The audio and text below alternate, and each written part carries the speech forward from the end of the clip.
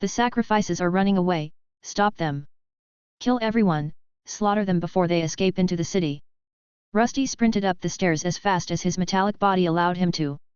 He could hear shouts and screams coming from above. The clamor of cultists and the pounding of boots above echoed down the spiraling stairway as Rusty charged upward. The chaos behind him spurred him to move faster, though his metallic joints strained under the pressure. Gleam clung to his back instead of his shoulder while trying to regain her mana for the battle ahead. He had left the terrifying cultist high priest behind and was now attempting to free himself.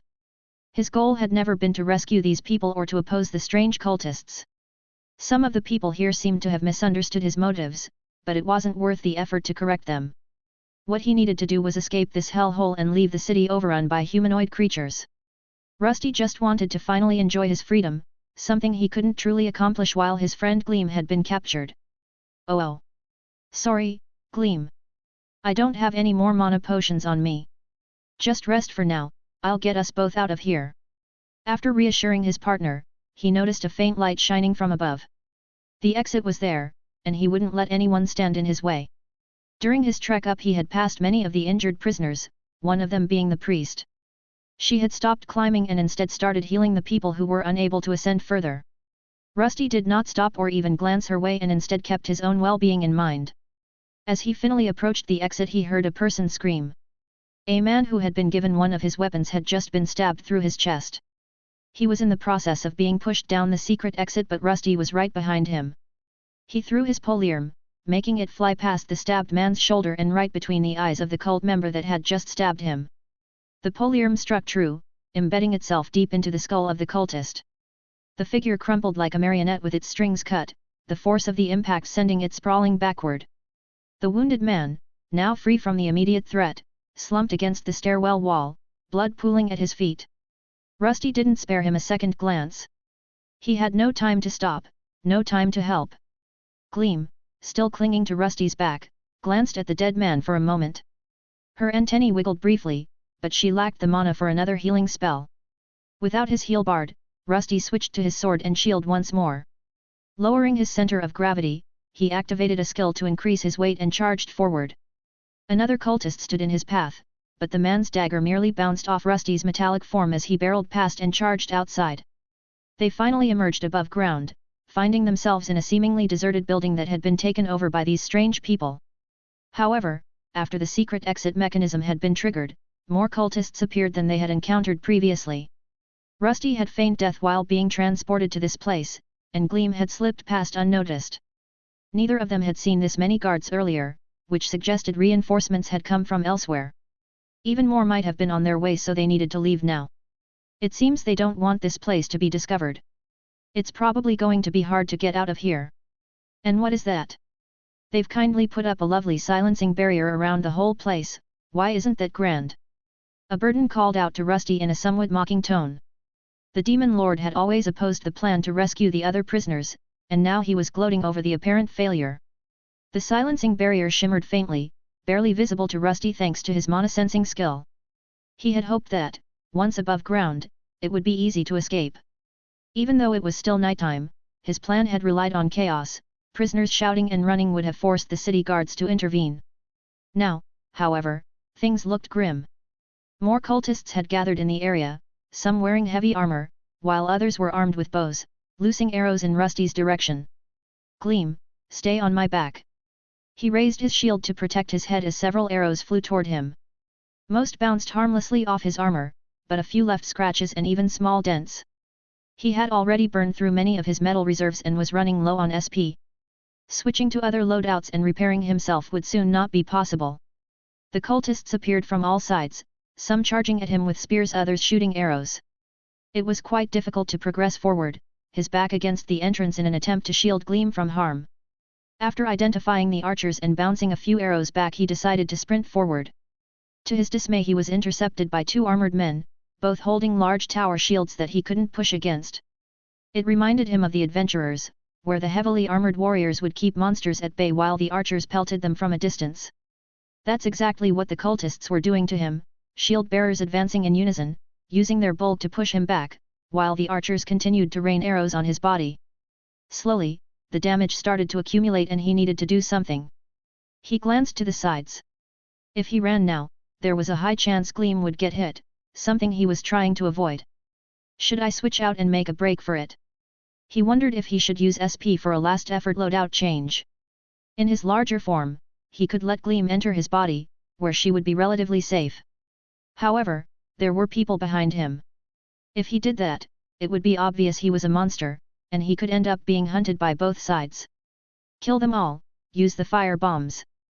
Before he could decide, one of the cultists shouted from the side. In his hand, he held a vial containing a red liquid.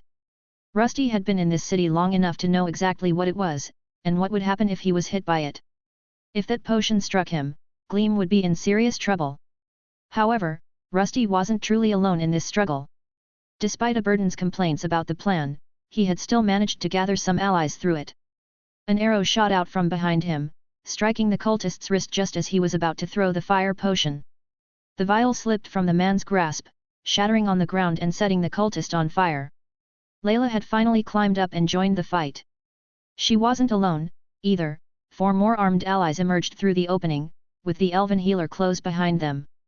Their wounds were mostly healed now, and they were ready for battle. Bastards! Die! The cultists surged forward as chaos erupted, but Rusty stood firm, hardened by the reinforcements at his side. The clash above ground escalated into a chaotic melee. Layla, alongside the newly armed and reinvigorated prisoners, fought ferociously. Her arrows flew with pinpoint accuracy, injuring cultists from a distance. Meanwhile, the others, wielding weapons forged by Rusty, charged into the fray with desperation and fury. Rusty, now surrounded by both friend and foe, knew it was time to make a bold move. While everyone else fought for their lives, he needed to escape. This had gone on for far too long, and now it was every man for himself. But a shield bearer stood directly in his path, blocking his way. Despite several attempts, Rusty couldn't force the man aside or break through his guard to make a run for it. These cultists were surprisingly well trained, holding their formation with strange discipline. What unsettled Rusty most, though, was the look in their eyes. They fought with a strange, almost frantic desperation, not as though they were afraid of losing to their immediate opponents, but as if they feared something far worse than the battle at hand. The cultists fought with a maddened fervor, shouting praises to their lord of blood even as they bled out on the ground. They seemed unstoppable, driven by a force that defied comprehension. Yet, amidst the chaos, Rusty's mind was clear and he pushed on. Now facing just one opponent, Rusty decided to go all out. He activated his Fury skill, followed by Fortify Armor and Weight Control. His MP plummeted dangerously close to depletion, but this was his final gambit. If he didn't break free now, he never would. With his enhanced strength, resistance, and sheer weight, Rusty slammed into the shield bearer like an unstoppable force. The impact was devastating. The shield bearer was hurled to the side, his heavy shield spinning through the air, torn from his grasp. Rusty didn't pause to savor his victory, he surged forward, barreling straight into the group of archers who had been tormenting him earlier. The archers scrambled to aim at his vulnerable joints and weak points in his armor, but their efforts were futile. Rusty was no human but a living armor, he was a monster. Bolstered by his skills, arrows that found their mark barely slowed him. Only a direct hit to his core could stop him now, and Rusty had no intention of letting that happen. Stop Hyak! One of the archers was struck by Rusty's shield and slammed into a nearby wall.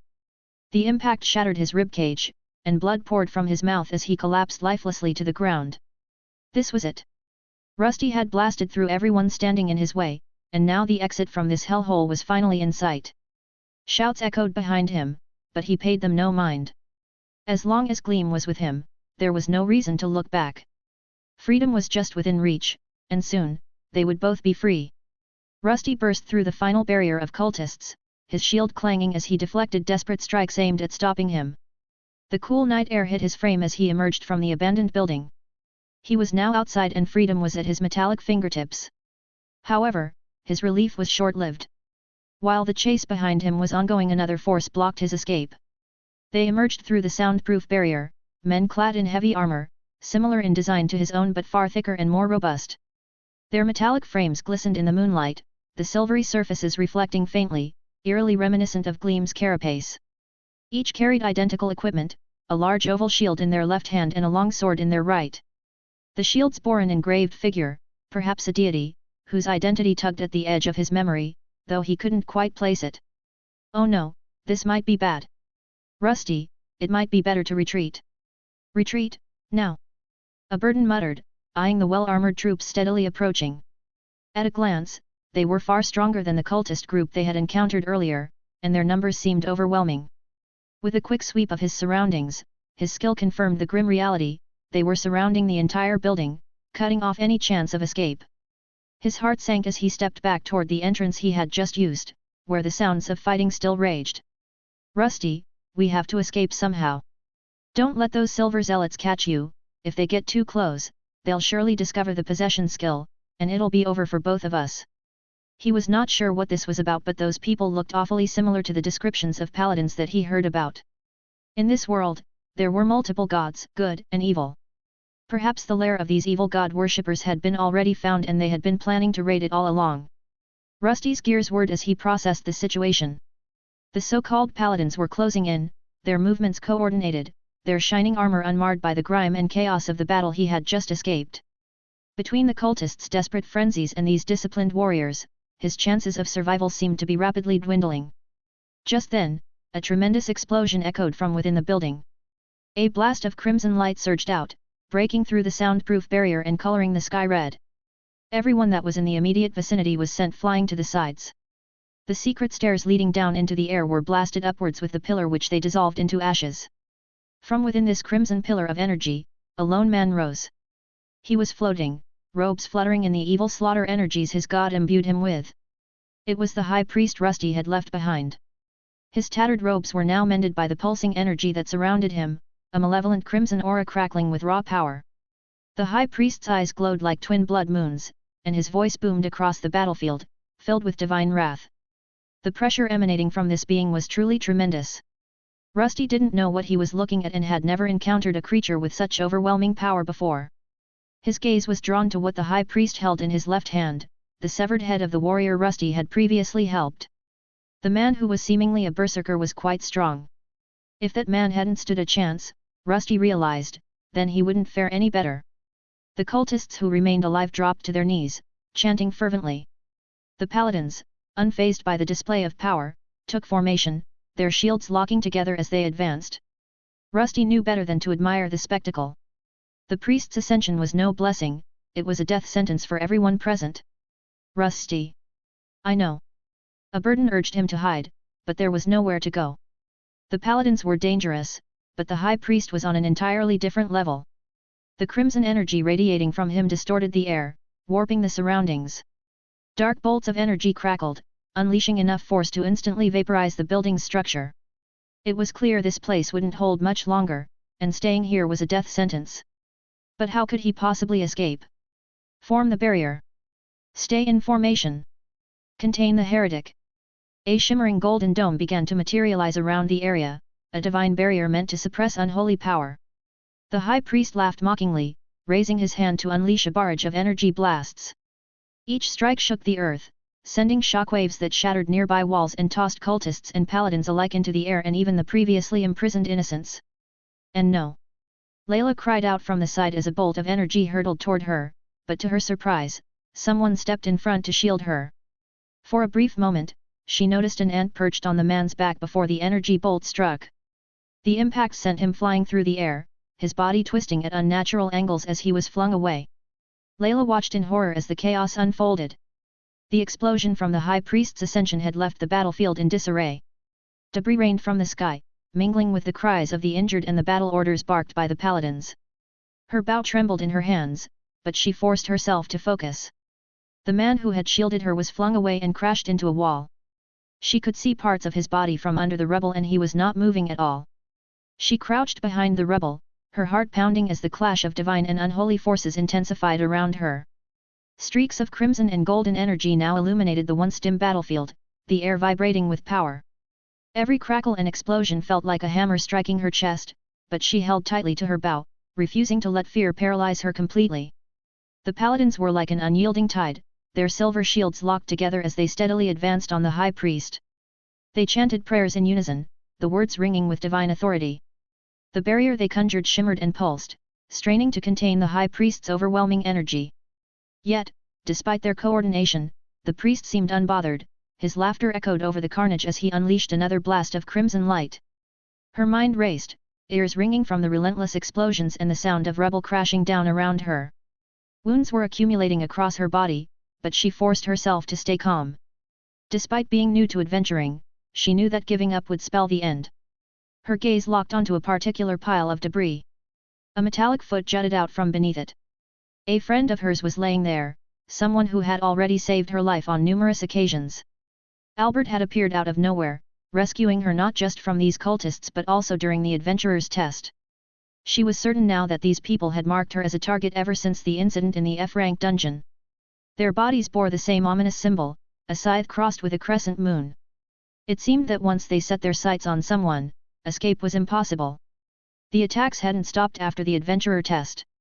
She had been ambushed in her sleep, only to awaken in a cold, dark cell. From time to time, other prisoners were dragged out, bloodied, and battered, for strange rituals that demanded their blood. She hadn't been spared either. It was a memory she desperately wished to forget. But now wasn't the time to dwell on it. The person who had saved her needed help, and she couldn't abandon him. She wouldn't. Layla steadied her breath, forcing herself to focus despite the chaos. Every instinct screamed at her to run, but she couldn't leave Albert beneath the rubble. Her hand gripped her bow tightly as she moved forward, her body low to avoid drawing attention. Around her, the battle raged, divine and unholy energies clashing in an unrelenting storm. At this point, all the cultists, save for their high priest, had been eliminated. Their bodies had been reduced to bloody paste, swirling ominously around the occult mage in a grotesque display of power. The paladins, meanwhile, advanced in a disciplined formation, their barrier successfully trapping their lone enemy in the center of the battlefield. Above them, the high priest hovered, whirlwinds of crimson energy crashing against the divine shield. Despite the violent assaults, the barrier held firm. The tide of battle shifted and the paladins began to advance in hopes of ending this madness. "Come on, Mr. Albert! Don't you dare give up now!" Layla sprinted to the pile of rubble where she had seen the metallic foot poking out. Her heart pounded as she dropped to her knees and began digging frantically. She heaved away chunks of debris with all the strength she could muster, the rough edges cutting into her hands. She wasn't sure if Albert was even alive under there, but the thought of leaving him buried and alone in the midst of this chaos was unbearable. Around her, the battle raged on. The high priest was no longer laughing, his crimson energy blasts were growing more erratic, more desperate. The paladins had managed to close their formation, their shields glowing faintly with holy runes as they steadily advanced. Their leader, a graceful figure wielding a shining long sword, advanced, clearly aiming to end it all. Layla paid them little attention, her focus entirely on the task at hand. She began by uncovering the lower portion first, as too much rubble was covering the rest. Her strength wasn't great, but eventually, she managed to expose part of Albert's chest. However, just as she was about to reach his head, the entire place trembled, and a strange burst of energy knocked her aside. A deafening explosion rocked the battlefield. Layla instinctively ducked, covering her head as a shockwave sent debris flying in all directions. When she dared to look up, she saw that the high priest had unleashed another wave of crimson energy. This time, however, it seemed to have been his last one as he found himself with a sword buried in his chest. The paladin leader had been victorious and the madman had been defeated. The high priest snarled, his malevolent aura flickering out as his body crumbled into dust. "The Lord will come for all non-believers." The battlefield began to collapse, the weakened structure of the building finally giving way. Layla cried out in terror as she saw more rubble falling onto her friend. Desperate, she charged forward in an attempt to shield him, but before she could reach him, one of the nearby paladins intercepted her. His firm grip stopped her in her tracks, preventing her from reaching Albert, who was quickly being buried under the falling debris. "No, no, no! Let go of me, I have to!" The paladin said nothing but swiftly grabbed her and carried her out of the collapsing building. The others followed suit, rushing to save as many of the remaining prisoners as they could before the structure crumbled entirely. She struggled against the man that was holding her, but her cries fell on deaf ears as the group retreated to a safe distance.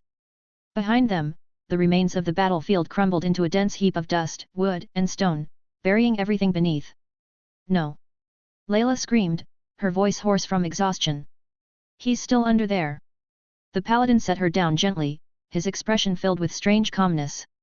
"Miss, please. If we stayed, you'd be dead." We'll search for survivors when it's stable, but first, let us treat your wounds. Her fists clenched as she glared at the armored figure. You don't understand. He saved me. I owe him my life. I understand, if someone remains beneath that rubble, we'll find them. Please believe, we paladins of Galini do not abandon anyone. Layla sat at the edge of the ruined battlefield, trembling with frustration and helplessness. The priests of Galini had healed her hands, which had been bleeding from clawing at the rebel earlier, but even when the pain was gone, she could not relax. The paladins had set up a perimeter around the collapsed site, their holy wards shimmering faintly as they worked to stabilize the area. She wanted to scream, to beg them to hurry, but she knew better than to antagonize those who might be her only hope of recovering Albert, or what remained of him. Their leader turned out to be a graceful woman with long golden locks and a gaze filled with compassion. Even now, she was aiding the injured, using her magic and skills to heal them alongside some of the other priests. Eventually, they began combing through the rubble in search of any survivors, and potential cultists. They had witnessed all of the cultists being turned into monsters by their high priest, and then into fuel for his dark magic, but the risk still remained. Finally, after what felt like an eternity, the paladins uncovered the area where Layla had last seen Albert. She sprang to her feet, nearly stumbling from exhaustion. There. That's where he was. The paladins nodded, and two of their strongest members stepped forward. Together, they lifted a massive slab of stone, revealing a space beneath. For a moment, hope surged in Layla's chest. But as the dust settled, her heart sank. She saw the body of her savior, contorted at strange angles, his neck clearly broken. He had not shown his face to her previously, but it was clear that this was the suit of armor he had worn. Is this really the person you were searching for? One of the paladins asked. Why, yes. He was the one who saved me and all the others. If it wasn't for him. The two paladins exchanged confused glances. One of them knelt over the remains, his palm glowing with a pale silver light as he activated a skill. He eventually stood up, his expression even more puzzled. Are you certain? This person has been dead for many months. And you say he was the one who set you all free? What? Months? That can't be, we took the adventurer exam together. Some type of vile magic has been used here, and this armor, the metal, is strange. Please come with us. Strange? What do you mean? I don't understand. Layla's mind went blank after she heard the paladin claim that Albert had been dead for several months. If this person was dead, then with whom was she interacting this whole time? Unbeknown to her, the person who occupied the armor had left a long time ago and had no idea that someone held him in such high regard. A few moments before the entire area collapsed, a lone white ant burst out from the rubble. On her head, she wore an iron helmet, oddly crafted to fit her small form. With it on, the ant charged forward, skittering out of the danger zone amidst the shouts echoing behind her. I suppose it wasn't a waste of time to make the ant helm back in the Soul Forge. A burden's voice echoed inside the helmet, his form faintly illuminating its interior. That we would use it in such a fashion. I told you it would work. You're doing great, Gleam. Couldn't have done it without you. Rusty exclaimed to his partner as she carried him to safety. After their separation, he had gained access to the Soul Forge, where he had fashioned a helmet he hoped would fit his friend. Initially, he intended it as a gift, but in this situation, it served another purpose. His helmet was his core, and through the use of SP, it could shift into the ant-shaped version. With it on, Gleam could carry him effortlessly to safety without worrying about dropping him. Under the rubble lay Albert's long-dead corpse, a loss that Rusty found regrettable, as he had grown attached to it. Yet his decision was made after a burden informed him of the dangers posed by the strange paladins. Even a demon lord like him recognized the threat they posed. It was best to discard that identity and start anew. Though he had worked hard to rise to the rank of E-rank adventurer, leaving it behind didn't trouble him. There would always be future adventurers who perished, and if necessary, he could assume one of their identities. Still, he wasn't entirely certain if he would ever need to do so again. For now, his sole objective was to escape the city and start over. That's a good question, where should we go now? Gleam skittered beneath the shadows of crumbling alleyways, her tiny legs carrying her swiftly over cobblestones as the city echoed with distant chaos. The fight raged on in the distance and city guards were on high alert. Rusty contemplated their options, but he wasn't sure where to go. His SP was now close to zero and he would not be able to restore his body. They needed a place in which he could stay for a few hours. We need somewhere discreet, Gleam. Somewhere we can rest. Comma. Ah, sorry, I forgot that you have never been in this city. Rusty wondered if they should attempt to visit the Thieves' Guild, but before making a decision, a burden gave him a better idea. I suppose leaving the city for now would be best. How about we go there? There. Just leave it to this demon lord. A burden had the whole plan of the city in his head and knew all the places. Rusty decided to follow his advice and Gleam chirped her agreement. She adjusted her course to follow a burden's instructions. While there were people patrolling, they were busy looking in the direction where the fighting was taking place. This gave Gleam the advantage of slipping through the quieter, shadowed streets unnoticed. Following a burden's guidance, they soon arrived at an old warehouse near the city's merchant district. Is this the place? Yes, now quickly before they spot us, it's early morning, they will probably be leaving soon. This place was active and inside they found multiple wagons filled with various goods. Gleam looked around and then moved towards what looked to be an opened window. There was some movement inside, but the people there were far too busy checking their cargo to notice the silvery ant crawling in. This is perfect, Gleam, let's find a wagon we can hide in. If they're heading out of the city, we'll hitch a ride. Once inside, Gleam chirped, nodding enthusiastically as she crawled toward the nearest wagon. Rusty activated his life detection skill, scanning the area for any nearby movement. Whenever someone approached, he warned her to duck and hide. Eventually, they reached a row of carriages laden with barrels, crates, sacks of grain, and other goods. Rusty's attention was drawn to a wagon near the rear of the warehouse, stacked with finely woven textiles. Large rolls of fabric rested atop the sturdy cart, while the merchant overseeing it seemed too preoccupied with organizing the shipment to notice the ants' approach. There, Gleam, climb into that wagon. There should be enough space to hide between those white rolls, it will conceal you nicely. Gleam leaped onto the wagon, her small size making her nearly invisible amidst the commotion. She found an opening in one of the fabric rolls, her tiny mandibles tugging at the edge until she managed to crawl inside. Nestled within the soft material, she settled down, creating a secure hiding spot. With a soft clink, Rusty's helmet detached and came to rest beside her. Together, they paused, regaining their strength and quietly pondering what the future might hold for them.